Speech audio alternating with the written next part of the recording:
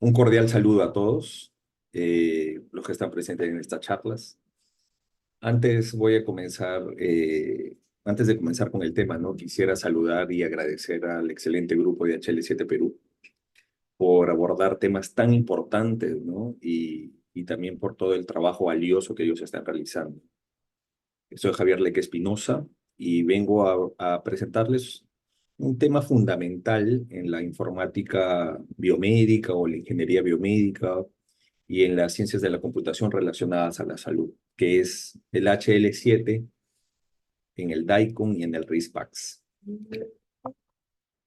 Voy a poner aquí el modo de caneta, aquí. Entonces, para que sepan, ¿no? Yo soy radiólogo, soy médico radiólogo, no médico peruano, ¿no? Hice especialidad en la Universidad de Sao Paulo y también una subespecialidad, aparte tengo una maestría en ciencias, un MBA en gestión de negocios y salud. Y después también me primoré con, con unas especialidades tanto de medicina, eh, salud digital y telesalud, y también en la área de gestión en el área radiológica, ¿no?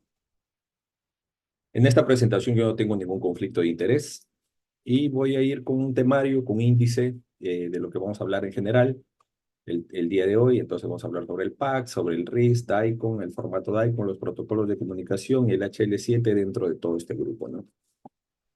Fundamentalmente, me gustaría definir bien en relación sobre qué es un PAX y qué es un RIS-PAX y qué es un RIS solo. ¿Qué significa esto, no? Porque me veo que en la experiencia que tengo en relación al Perú hay una confusión de las definiciones, ¿no? Muchas veces se cree que el PAX, no voy a hablar con el PAX inicialmente, ¿no? Muchas veces se cree que el PAX se debería llamar lo que son los IMAX, que es un sistema de gestión de comunicación de imágenes, pero el acrónimo más popular es PACS, que es el Sistema de Comunicación y Archivo de Imágenes Médicas. El PACS no es algo tan nuevo, se podría decir, ¿no? En la década de los 80, específicamente el año 1982, se habló sobre PACS y se hizo en la primera conferencia, un workshop de PACS en Medical Application, ¿no? Y después, conforme fueron pasando los años, el PACS fue proporcionando varios tipos de definiciones. Interesante que cuando vemos en el 2001, se decía que era una colección de tecnologías utilizadas para llevar a cabo una imagenología médica, ¿no? Y después que los datos se iban guardando y asegurando en medios digitales como discos ópticos o cintas que se pueden recuperar automáticamente. Y conforme fueron pasando los años, pues es un sistema de almacenamiento. En el 2012 dice que es un sistema de almacenamiento y transferencia y visualización de imágenes radiológicas, ¿no? Que debe tener un programa de base de datos y un rastreador de las imágenes médicas y la información de los archivos. En sí, el PACS, todos tienen la misma noción, todas las definiciones dan el mismo noción y significado del PACS. ¿Y qué debe haber, no? ¿O qué debe pasar en las imágenes médicas dentro del PACS? Las imágenes médicas van a ser adquiridas del paciente, mostradas en monitores de visualización y posteriormente procesadas. Te puedo explicar qué significa esto. Almacenadas, archivadas en formato electrónico y transmitidas a través de redes de comunicación informática. Motivo por el cual, así como las imágenes médicas pasan por estos procesos, tienen cuatro elementos estructurales principales. Pueden tener, que son los fundamentales, ¿no? Que son los dispositivos de adquisición, eso es la tomografía, la resonancia magnética, la ecografía, las redes de comunicación de alta velocidad y los sistemas de almacenamiento de imágenes, ¿no? Y también las estaciones, se le dice el dispositivo de salida, ¿no? Que son las estaciones de trabajo, las estaciones de visualización. Esto es más o menos esto es un esquema sacado de un trabajo que encontré en Nature en 2019, donde pues nos dice más o menos cómo es los principales componentes de Paxis en relaciones funcionales, ¿no? Entonces, como yo les había dicho, el tomógrafo, el microscopio, entonces aquí están las networks, a veces se necesita gateways, pero bueno, a veces no, a veces puede ser directo, y después nosotros ya vemos que aquí hay un RIS, un RIS-PACS, un broker. Después, que no me voy a fundamentar en esto, pero más o menos para que ustedes tengan una idea de cómo funciona, ¿no? Y bueno, sin duda que las networks son Lo más importante y que puede haber pues un workstation local y también puede haber una web service. Y el RIS. Fundamental diferenciar estos dos conceptos, estos dos tipos de tecnología. El RIS es el Radiology Information System, ¿no? Que se habla del RIS, se dice que históricamente se habla del RIS antes del PACS.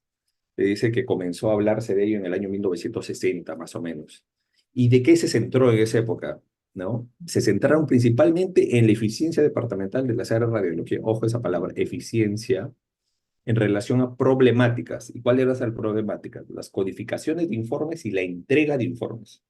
Estamos hablando de eficiencia, informes, ¿no? Y en el año 1980 se dice que se hace una asociación o se crea un grupo de hospitales universitarios y privados que forman un consorcio que se llama el RISC, Radiology Information System Consortium, y solicitan a empresas privadas desarrollar entregan los requisitos, ¿no? Para que una empresa privada pueda desarrollar un RIS. Esta asociación o este grupo después se volvió en la Sociedad de Informática de Imágenes en Medicina, el SIM, que es súper famosa y que sin duda libera muchas actualizaciones sobre todo ese tipo de tecnologías, ¿no?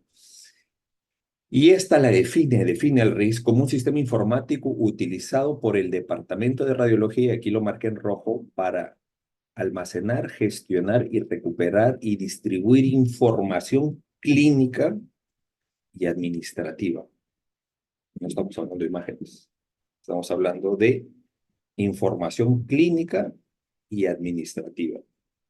El RIS se dice también, el SIM dice que se utiliza como registro y seguimiento de pacientes, gestión, distribución de resultados de informes y mantenimiento de la información demográfica de los pacientes. Un buen RIS, porque si es un buen RIS, debe incluir interfaz para el GIS y para el PACS, ¿no? Y también puede tener otros tipos de implementos como programación, facturación y otras capacidades. Estas son unas funcionalidades que traje de la literatura. Esa es una revisión literaria que fue publicada en el 2013. No es tan actual, pero ya en esa época se decía que era fundamental, ¿no? Tener este tipo de funciones dentro de un RIS, que sería que ellos dividieron en diferentes tipos dividieron en diferentes grupos, ¿no? Las características que podría tener un RIS. Esto fue publicado, esto viene del hospital de Johns Hopkins University, ¿no? En Baltimore. Entonces, ¿qué se ve aquí? Nos dice que ellos dividen unas categorías y nos dice que un buen RIS debe tener una adición de información médica. ¿Qué quiere decir eso? Una consolidación y vinculación de los datos clínicos provenientes de diversos sistemas, que principalmente son de los GIS. Soporte de decisiones y también puede ser de los LIS, ¿no? Soporte de decisiones clínicas de las solicitudes, ¿no? ¿Qué nos va a ayudar esto? La optimización y la gestión de los pacientes recursos durante el examen, por ejemplo. Y eso es muy importante en la parte radiológica, ¿no? Nos llegan las solicitudes de que el médico especialista nos está pidiendo sin contraste, con contraste, nos está pidiendo tal protocolo, tal otro protocolo, no quieren cambiar el protocolo, y después tiene que haber un levantamiento por la parte del Departamento de Radiología, específicamente por radiólogos. En Brasil se lo hacen los radiólogos, junto con los tecnólogos médicos o los biomédicos, determinan qué es lo que se va a realizar dentro del paciente en relación a su historia clínica. Por eso es tan fundamental saber esto, ¿no? O el consolidado, ¿no? Y después también un RIS debe tener un flujo de trabajo avanzado, donde puede tener unas funcionalidades de hallazgos críticos y reportes automatizados, y también generar una retroalimentación automática al tecnólogo. Sin duda que es fundamental los tableros digitales en tiempo real para correccionar, para tener y facilitar correcciones operativas, eficiencia y calidad. Si se quiere tener un departamento de radiología con una eficiencia, calidad y tener las mayores correcciones operativas que se puedan dar, sin duda que tienen que tener un RIS. Y la vigilancia de resultados, que es otra característica que puede tener un RIS. Ojo que esto es una característica vista que debería tener todos los RIS en el 2013. En la actualidad, imagínense todo lo que puede haber. Entonces aquí yo traje una representación gráfica de más o menos cómo podría ser un RIS, ¿no? Donde no tenemos productividad financiera, ingresos por modalidad, reportes de desempeño, reportes actualizados, producción de exámenes, producción del médico radiólogo, la producción de los tecnólogos médicos, el tiempo, fila de espera. Todos esos indicadores de gestión y administrativos están dentro del RIS. Vamos a pasar a otra definición porque si comenzamos a hablar tanto de RIS y PACS, nos demoraríamos una hora por cada tema, especificando cada uno.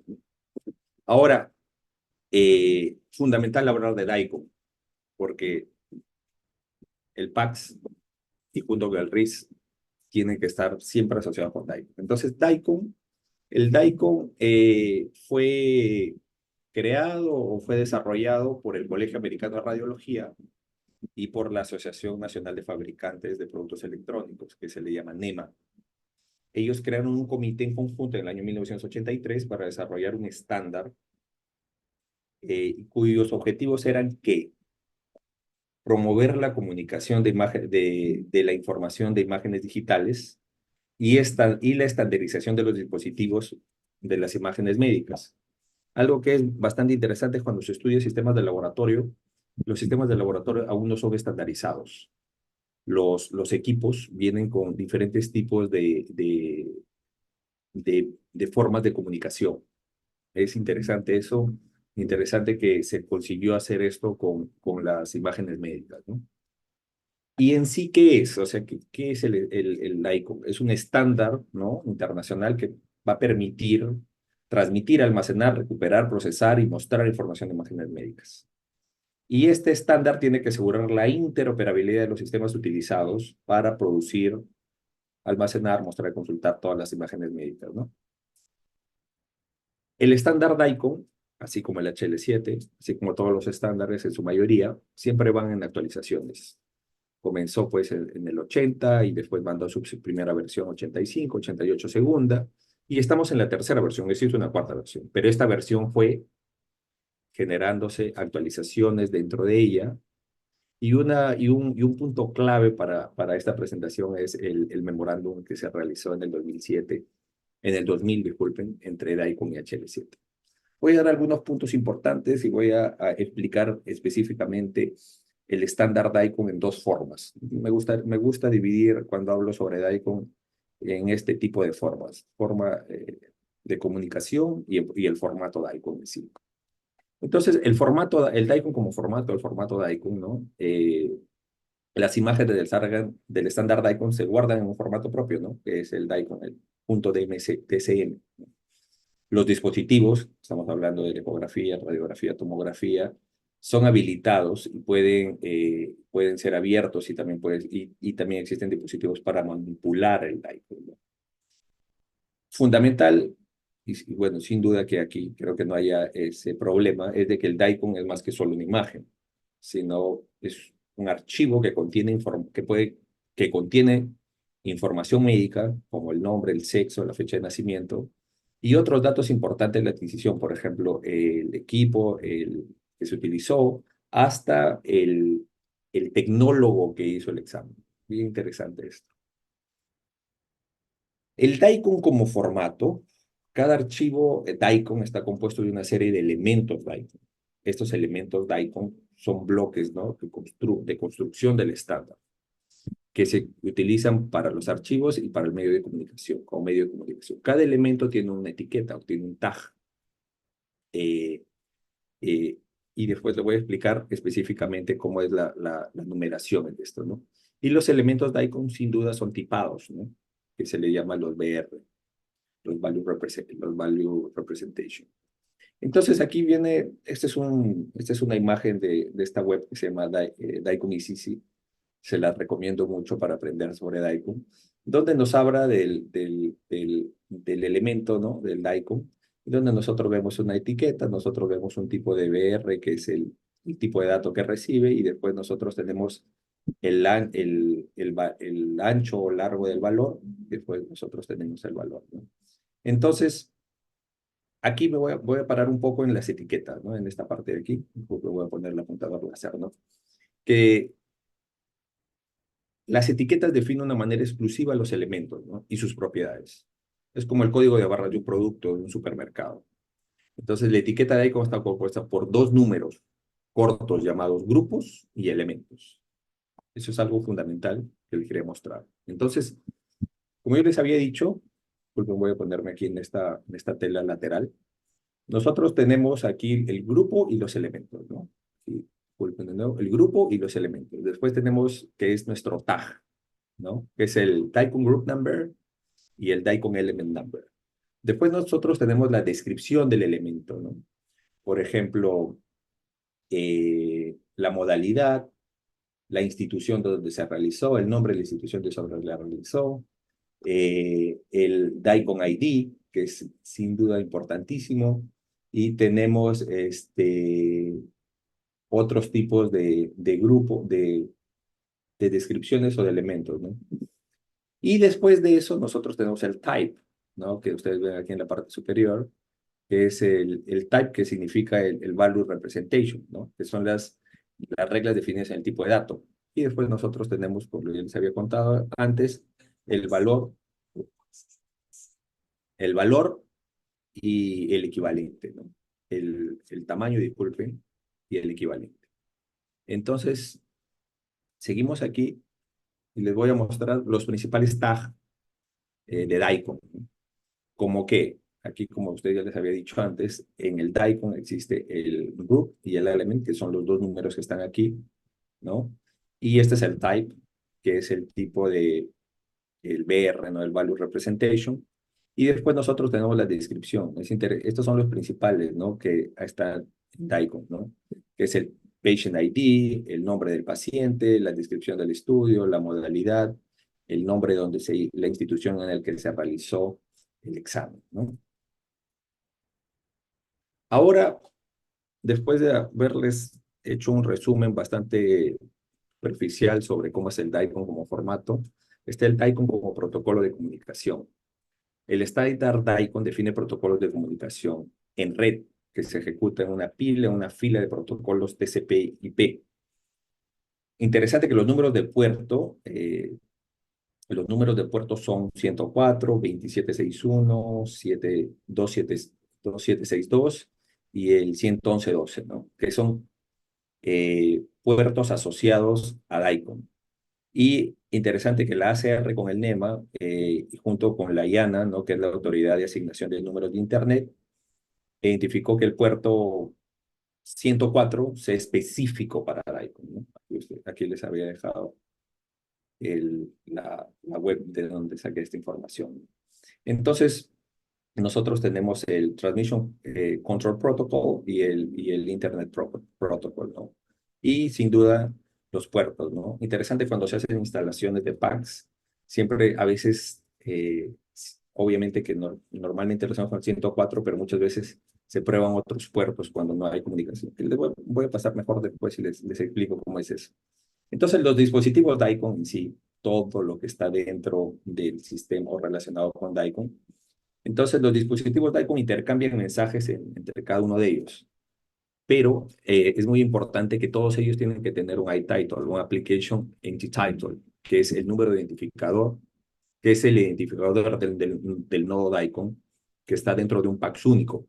Como ustedes ven aquí en la imagen, acercar un poco, todos tienen su ITitle.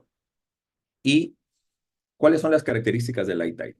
Los iTitles se distinguen porque se pueden utilizar entre letras mayúsculas y minúsculas. Son creados por el PAX admin o el administrador Daikon y tiene que tener hasta aproximadamente 16 bytes. Y bueno, no hay una regla en relación al nombre, pero sí puede ser significativa. Muchas PACs pues utilizan sus nombres de sus PACs cuando ponen el iTitle. Además, además del iTitle, es importante saber de que tiene que haber, sin duda, debe poseer una dirección de IP y un único y un puerto de red, ¿no? Entonces, importante saber también aquí en este tipo de protocolo de comunicación entre los dispositivos Daikon que el sistema puede albergar múltiples nodos, ¿no? Nodos Daikon, o sea, software Daikon. El Daikon como primitiva de servicio. Entonces, la definición de formato DICOM, lo que yo les había mostrado, ¿no? No es suficiente para la comunicación entre los dispositivos, ¿no? Entonces, DICOM crea primitivas de servicio. ¿Qué son las primitivas de servicio? Que son las operaciones básicas que implementan el núcleo de DICOM, ¿no?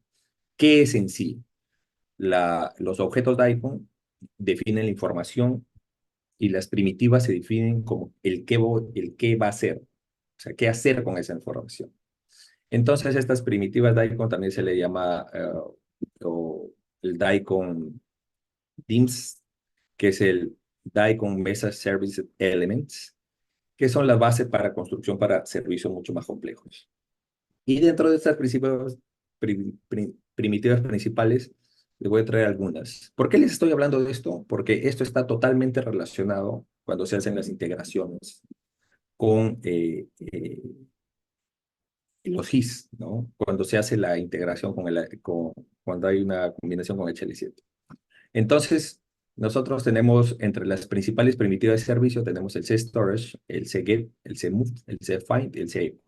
Storage relacionado a la transmisión de imagen, el C-Get, que es para solicitar una imagen a un dispositivo, el C-Move, que es la transferencia, este es muy popular en lo que es los packs, el C-Find, que es la búsqueda, muy similar a el SQL o SQL, y después el C-Echo, que también conocido como el DICOM Ping. Ese es muy interesante para las pruebas de conectividad. Cuando se hacen instalaciones de pack, siempre dice, hizo ping. No hizo ping, por favor, repite de nuevo. Entonces, fundamental. Y después, aparte de las primitivas DICOM, se dividieron las clases de servicios DICOM, que son desarrolladas a partir de las primitivas, y las clases de servicios ofrecen niveles altos, ¿no? O combinaciones, ¿no? Algunas de las principales clases de servicio tenemos el DICOM Store, que ofrece la transmisión instantánea de imágenes DICOM, el DICOM Storage Commitment, que es el almacenamiento, confirma confirma la recepción y almacena las imágenes, ¿no? El Keep y el Retrieve, que es una combinación del cfind, el cget y el cmove para proporcionar un servicio de búsqueda, ¿no? Y aquí me voy a demorar un poco, que es el DICOM Modality Word List, que proporciona las modalidades de la lista de los exámenes, ¿no? Lista de los exámenes que se debe realizar. El técnico de radiología va a seleccionar uno de los exámenes y va a obtener automáticamente información sobre el paciente y sobre el examen que está realizando. Y esto está relacionado directamente con el RIS y con el GIS. ¿Para qué? Para liberar diferentes tipos de errores. ¿Por qué les comento esto? Porque muchas veces cuando no se tiene WordList, ¿no? Existen muchos problemas. Por ejemplo, en la actualidad vengo trabajando con algunos grupos, vemos de que siempre hay problemas en relación a este tipo, ¿no? Que siempre hay con IDs repetidos, que se sobreponen imágenes, a veces mandan imágenes a otro paciente. Y el DICOM print, que sin duda que es la misma palabra, viene de la impresión. Ahora, la pregunta, ¿no? HL7 DICOM, HL7 RIS, HL7 PACS y HL7 RIS PACS. Les voy a ir mostrando gráficamente, pero es interesante saber de que así como el DICOM, HL7 van en conjunto, siempre evolucionando, y el 2000 es una fecha fundamental donde se crea este memorándum de comunicación entre ellos. Entonces, para explicarles cómo se engloba el HL7 y cómo se engloba junto con el DICOM, junto con el PACS, junto con el RIS o el RIS-PACS, les voy a explicar un poco sobre el flujo de la radiología, ¿no? El médico solicita el examen, el médico o la recepcionista agenda el examen, va a ver el paciente, ¿no? Que va a haber una entrevista al paciente, ¿no? Después el tecnólogo médico en este caso, va a realizar el examen. Muchas veces, antiguamente se necesitaba un archivador porque se va a imprimir la placa, lo van a guardar la placa, lo va a poner la historia clínica, lo va a poner en un estante. Después el radiólogo, va a haber un radiólogo, ¿no? Que va a hacer el informe. Muchas veces, antiguamente existía una secretaria. Y después este informe va a ser en la antigüedad, o creo que no tan antiguo, ¿no? En muchas realidades todavía sigue pasando esto. A veces lo mandan por fax, por WhatsApp o hasta por moto. Entonces, en la actualidad todo esto ya se eliminó, o lo que debería pasar, ¿no? Y bueno, y se evitan diferentes tipos de problemas, ¿no? Entonces, cuando ya llega el PAX o el RISC-PAX, se eliminan casi muchas de estas partes. Todavía existen los transcriptores, aunque ya existen todas las tecnologías de audio para que ellos puedan hacerlo. Después les voy a mostrar otro flujo en radiología. Es interesante que no solo no es tan simple como ir a realizar el examen, sino hay todo un proceso grande atrás de mensajería. Entonces, aquí, por ejemplo, en este flujo que yo les traje, era que el médico realiza la orden, hay una recepción, se hace la programación y después se hace un tipo de mensajería para asociar la orden con el examen que se va a realizar. Después está la llegada del paciente, va a haber la recepcionista va a comentar o emitir un tipo de mensaje o va a ir con la orden al mismo tecnólogo que pasa en muchos lugares, pero normalmente eso podría hacer de una forma digital, de una forma totalmente directa y automática.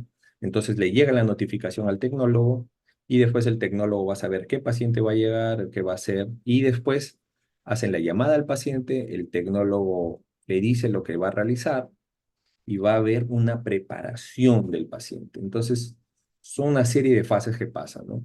Después que hay una preparación del paciente, porque va a haber pacientes que van a necesitar, que se les entrevistó, que necesitan, no sé, no fue al baño o realmente no hizo las ayunas, entonces se cancela el examen. Entonces, hay todo un proceso ahí, ¿no?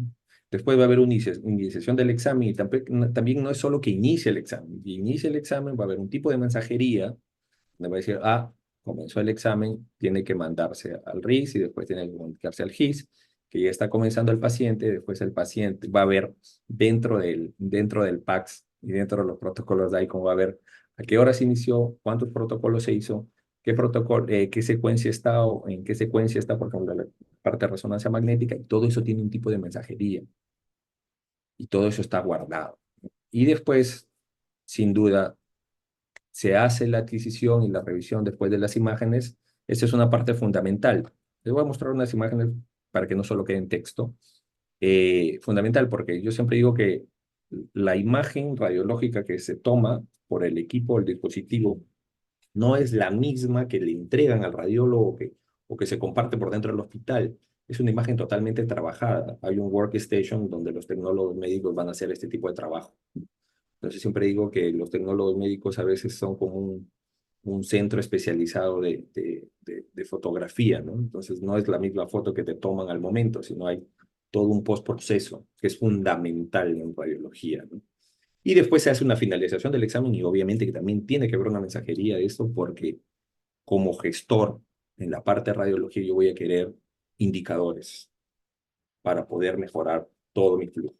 Y después, por último, llega a las manos del radiólogo como yo y también yo entrego el informe, va a ser guardado en el RIS y va a ser comunicado al GIS y va a entrar dentro de la historia clínica porque la idea es de que siempre exista la interoperabilidad. Esta es una imagen de DICOM, ¿no? Este es un flujo. Entonces aquí nosotros vemos cómo llega el paciente, se hace un registro del paciente, después se toma la información del paciente, se hace solicitan el examen, después va a haber una persona que va a registrar el examen. Aquí todo está dentro del GIS, aquí ya llega al RIS. Entonces, ni bien llega al RIS, se dice, se envía el wordlist al equipo, ¿no? Y también se hace el envío al PACS, ¿no?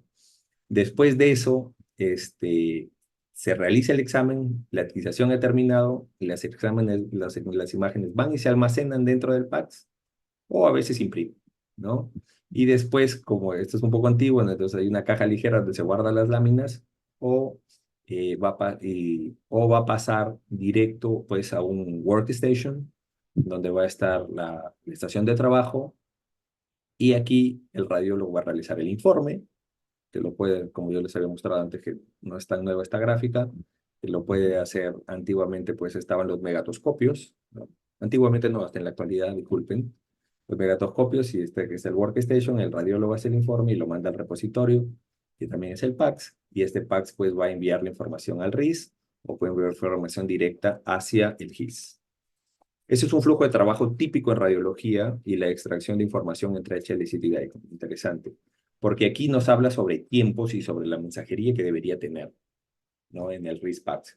Entonces aquí llega el paciente, hay un tipo de mensajería de HL7 que está en la sala de espera, otro tipo de mensajería de HL7 cuando comienza y aquí ya viene la parte del equipo, ¿no? Entonces, que es la duración del examen, ¿no? Entonces aquí, por ejemplo, es una resonancia magnética que hace la primera secuencia, cuando comienza, cuando termina, todo mensajería DICOM, después cuando termina de nuevo y después la segunda secuencia. Después termina el examen, ¿no? Se dice que el examen ha terminado y el tipo de mensajería HL7. Esto es importante, nos va a determinar como indicador en el tiempo de inactividad que está el equipo y después se llama el siguiente paciente. Otra gráfica, que esa es la gráfica, una de mis gráficas favoritas, para explicar la relación entre HL7, DICOM y el RIS-PAX, ¿no? Entonces nosotros vemos que aquí está el GIS, nosotros aquí tenemos pues nuestro ADT, que es el mensaje de admisión, alta y transferencia, y después tenemos nuestro ORM, ¿no? Donde nosotros tenemos el pedido del examen. Entonces, bueno, aquí está el tipo de mensajería HL7 que se realiza al RIS.